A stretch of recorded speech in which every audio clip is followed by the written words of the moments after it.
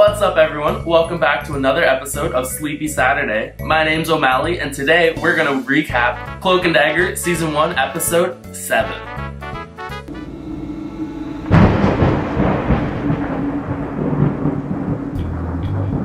I think this episode was called Delivery because I finally got what I wanted. We kick off the episode with Mini Nerd Mom and her dad, and they're in their little treehouse thing. Mini Nerd Mom makes some adorable cookies for her dad. He goes off to work. Poop hits the fan. The heat shielding never comes in. The rig explodes. It ain't good. Cloak and Dagger are in the church, and Dagger asks Cloak to come help her read Ivan Hess's thoughts. So they both enter into Ivan Hess's mind. They go through the door, and they end up in COD. Ivan Hess is alive and kicking, but a little loopy. They only have a couple minutes before the whole rig goes boom. They also have these fun zombie workers to avoid and or destroy. We finally get some action! We asked, we received. The whole thing was already shot anyways, but we finally get some action with these crazy zombie workers. So Cloak and Dagger fail round 1 and they blow up. They quickly discover that the whole thing loops over and over on a repeat until they can shut down everything at the core. Loopy explains that every round there's a certain series of events that happens. It starts with the klaxons, there's a first bang, workers go crazy, there's another bang, everything blows up. We have a long list of zombies and I think someone stole my naming scheme. They have some amazing names like Monsieur Flambe, Lolly, Wrenchy, Cheney, Axie. Was this me? Did I name them? This sounds like my naming scheme.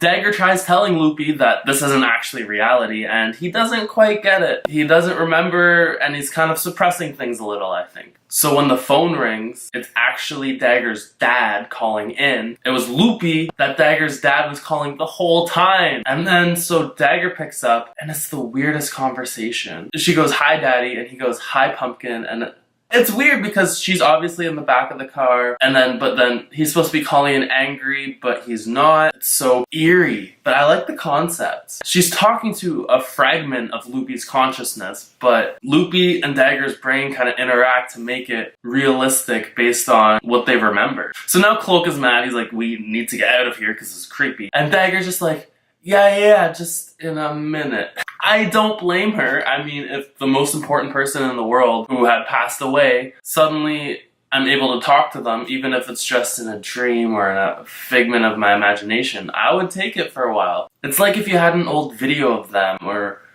some sort of snapshot and you could just play it over and over again. Cloak is literally just the face. It's like, what the heck? What are you doing? So Cloak goes and teleports and does some recon. He finds 2 workers, stuff blows up, and they go zombie. Why is Cloak so bad at hiding? All you had to do is hide behind a corner, and he can't even do that. The zombies start attacking him. He gets surrounded by all the zombies, and he ghosts. At least he's finally getting some control over his powers. Dagger's still talking with her father. Cloak says this is weird and they need to get out of there. So Dagger's just like, yeah, like we're both just hanging on, so we'll both just let go. So on the count of 3, 1, 2, 3, they let go, but only Cloak is back. Dagger's still in there, talking with her father. I'm 0% surprised though. Like, did you really think she was gonna let go? Cloak's like, I should leave you right now, but he goes back in. A lot of time has passed. Suddenly, Dagger, as a dagger expert, starts whipping them all over the place. Get that power upgrade, girl. She doesn't remember Cloak at first, but her memory kind of starts to come back. Dagger spills some real talk about her life. It runs deep, man. She tells about how she has no direction, she lies and steals in the real world, and she was miserable. But here she has her father, she has her cards, and her hat to throw the cards into. It's intense. I just want to tell you guys, people, you give yourself the purpose in life. You give yourself goals, ideas, things to work towards, and those will help you. There's no simple answer to difficulties in life. There's no simple answer of just feeling better or turning yourself around. But in my experience, the more you push towards a solid goal, the more drive you have, the more you are able to kind of pick yourself up and keep going. The most important thing you can give yourself is hope. Cloak's not having this. He tells her she needs to get back to the real world. A Cloak versus Dagger fight. Delivery again. Dagger's hurling her dagger. Cloak's ghosting all around. This is what I came for. Cloak has a good idea. He tells Dagger to ask her dad a unique question. Something that only he would know if he was real. So she does. She picks up the phone and she asks, "Who's in your back seat?" And he goes, "What do you mean?" She goes, "You're driving over the bridge right now. Who is in the back seat?" He goes, "There's no one there." But we all know Mini Dagger is in the back seat, scared out of her mind. Return of the tear count. Tear count number 1, Dagger realizing that it's not actually her dad and that she can't get him back. Dagger starts to come to again. She confronts Loopy about the cookie. That's cardamom. That's the secret ingredient. She tells him something he didn't actually know yet, or he didn't quite process yet. This starts to snap him out of his loopiness. We're already ramping up to a tear count number 2 as Loopy is talking about cardamom and is remembering his daughter. He's a little less loopy now. So now it's the 3 of them, Cloak, Dagger, and Loopy versus the zombies. They teleport down to the core room, close the valves, and they all wake up. All 3 of them. Loopy, in the real world, doesn't actually remember Cloak and Dagger, but that's fine for now. Tear count number 3. Nerd Mom comes to see her dad, who's now awake, and she cries and he cries, and they're all cute. That feels good.